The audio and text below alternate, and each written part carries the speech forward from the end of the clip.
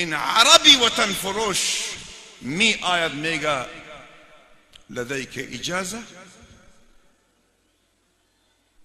ای ظالم، قال الله این را تو اجازه طلب میکنی؟ فوتبال، این فحاشی، این آوازی دجال را بلند، شما ایره چرا؟ شبها گریه میکردم، از خدای خود بارها بار غلاف کعبه را گرفته، دروازه کعبه را گرفته، سر را به کعبه، سینه را به دروازه.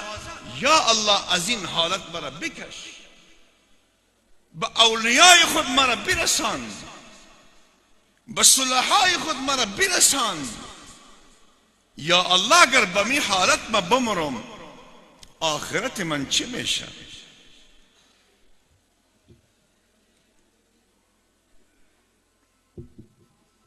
روزی شد که به فارسی من میفهمیم، او قاری صاحب شما هستی، فارسی من نو است، فارسی بزرگا قدیم است. اگر فارسی من نمیفهمین ازبکی شروع میفهمید؟ همه میدانید؟ الله، وقتی که من وارد این وطن عزیزی که بالای این بیش از 40 دولت کفری لعنهم الله و این وطن فروشای خائن لعنهم الله که معامله کردن بالای وطن من، آمدم دیدم این وطن عجیب به یک حالی. امو شهیدی که بخاطری اینمی قرآن مجید، بخاطری امین کلام الله مجید که حفاظتی ازی، احکامی ازی، سطوری ازی، اوراق ازی حفاظت شود، جان خود را، جوانی خود را، خانه خود را، باغی خود را، تمامی زندگی خود را فنا کرد و جان را به جانان تسلیم کرد، پاره پاره شد.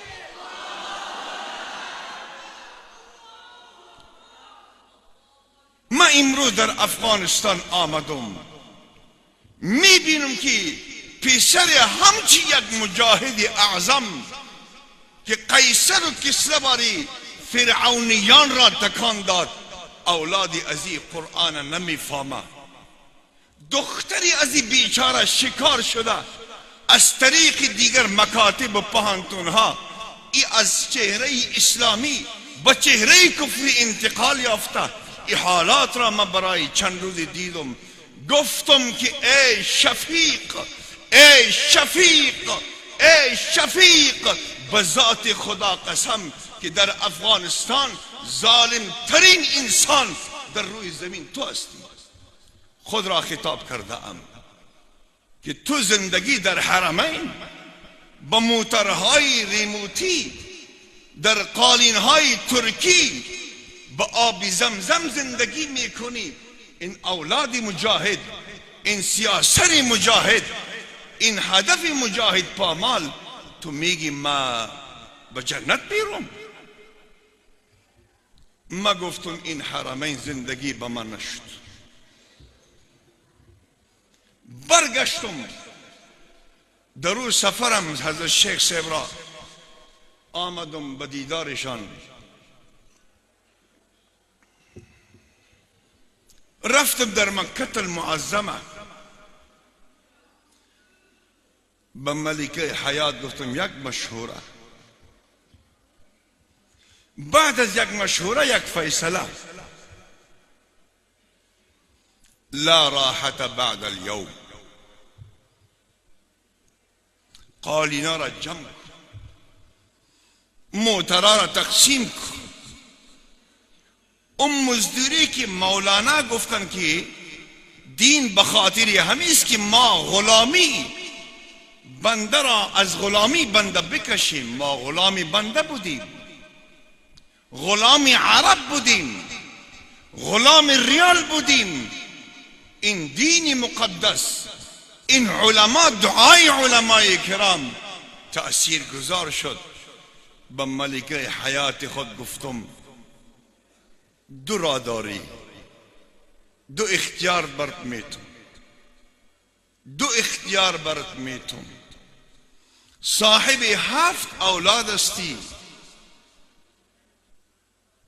مادر من وطن من است، وطن من مادر من است. با تو زندگی 31 سال با وطنم زندگی خدمتی نکرده ام. اختیار دارید که با اولاد خود در مکه المکرمه با موترهای ریموتی، با قالینهای ترکی زندگی میکنی. این اختیار به تو هست. فیصله من همین هست که سر از همین لحظه این قالین و این زندگی را ما پس پشت خدمت وطن به من لازم گردید. ملکه حیات من خدا به عمر طولانی نصیب بکنه. بسیار دعا در حقش میکنم. الحمدلله عمر جم طولانی است. گفت جناب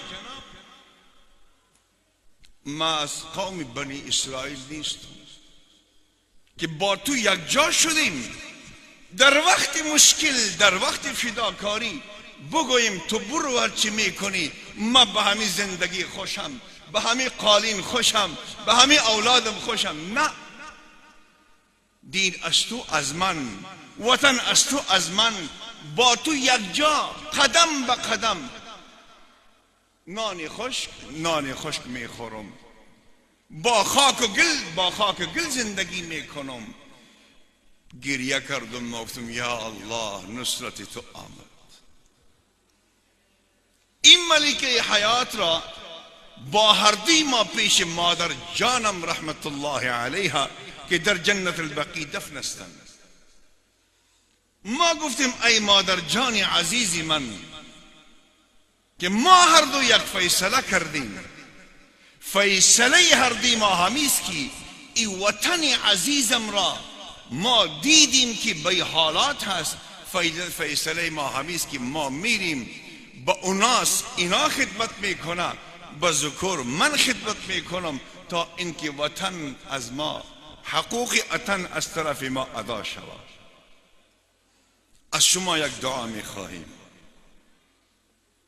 74 ساله بودن، یتمش طوری شرده و یک پایشانم لنگ بود، درد میکرد. الله خدا امیتون مادر به همه ما نصیب بکنه. فرمودن ای شفیق جانم، نازشان بود، 6 پسر دارم با تو ناز دارم. آلتو oğlum var, senge nazım var.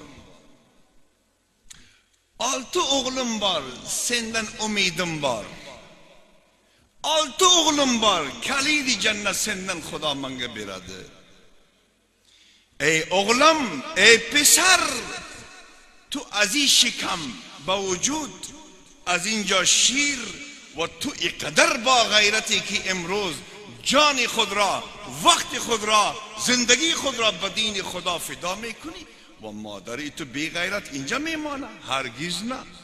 ما هم قطعی تو هستیم. الحمدلله حج کردیم، عمره کردیم، همه ادا شده. من میرم امو سیاسرهایی که سندشان بالا رفته، نماز خدا، تلاوت خدا، قرآن خدا، عقیده خدا، سنت نماز، واجبات نماز را نمیفهمه، حق داره بالای من فکرم باز شد. بحمده سبحانه و تعالی 3 شدیم. رفتم پیش شیخم سلمه الله. ما گفتم ای پدر جانم، اینمیت یک تصمیم ما گرفتیم، از شما ارشاد و دعا طلب داریم. حضرت من سلمه الله تعالی استراحت در وقت راحت بودن. خادم گفت که مرا بشان. 6 تن کلاه مبارکشان بر سر نهادن، گریه کردن.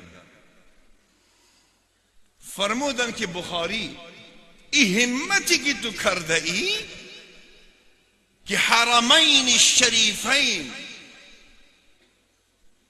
و ای آب زمزم و ای طواف بیت الله العتیق را بخاطر خدمت قرآن و دین و سنت خدا تو را خوار نمی کنه، خدا تو را ذلیل نمی کنه، تو پامال خلق الله نمیشی، تو معزز